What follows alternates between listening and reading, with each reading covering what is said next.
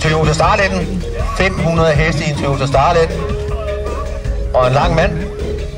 Han har kørt 11 sekunders tider før. Der er sliks foran, og den står godt fast.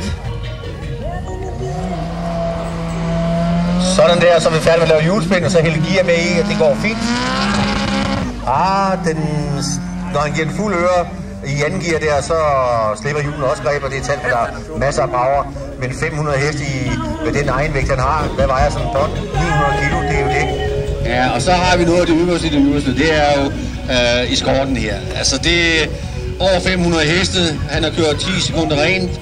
Michael Jensen, når det går stærkt, og det er jo dejligt, at han kommer herop. Og læg mærke til sidst, der lavede han jo 200 meter hjulsvind, og vi er glade for, at han kommer op og køre.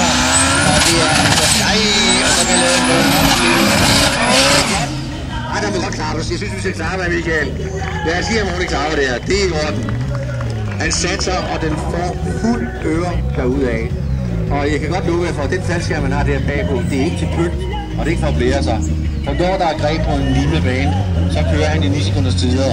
Og så er det altså rart at kunne hive i stangen derinde og få faldskærmen ud, fordi ikke altid, at der er nok... Se, nu bliver taget sikkerhedsspillet på faldskærmen. Hvis bremserne de render varme, så er det rart at få lidt smidt.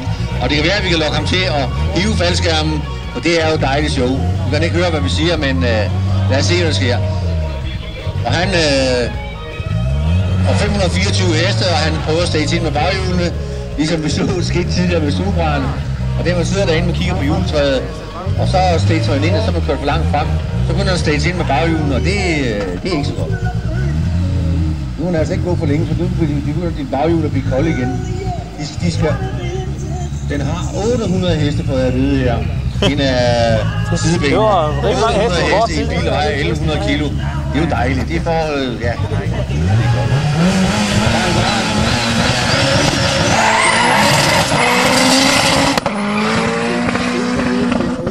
Det er fantastisk. Og så begynder han komme derned af. Han ser, han sejler lidt på baghjulene. Men alligevel skal vi se tiden. Det er helt sikkert et 10 sekunders tid. Der er slet ingen tvivl om det. Selvom det er næsten 200 meter hjulspind, første, anden og tredje, der kommer bare røg ud. Og den bil, den kræver en limet bane. Der er ikke noget at gøre.